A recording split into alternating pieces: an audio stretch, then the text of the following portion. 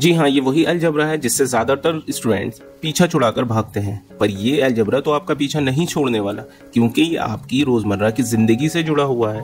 बिना अलजबरा से आप कैसे रहने वाली बिल्डिंग्स, ब्रिजेस और स्ट्रक्चर बना सकते हैं? वह अलजबरा ही तो है जिसकी सहायता से आप अपनी इकोनॉमी की कंडीशन की जांच कई तरह के कर्व्स बनाकर करते हो।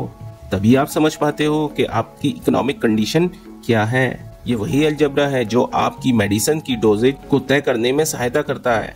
अलजबरा के सहारे ही तो आप फिजिक्स के क्षेत्र में मोशन, एनर्जी, इलेक्ट्रोमैग्नेटिज्म और न्यूटन के लॉज को सॉल्व और समझ पाते हो। अलजबरा ही आपको cryptography, cyber security, artificial intelligence, machine learning, astronomy और स्पेस एक्सप्लोरेशन में सहायता करता है। यही आपको फाइनेंस और इन्वेस्टमेंट के रिटर्न्स के बारे में बताता है कि कितना रिटर्न आपको मिलेगा।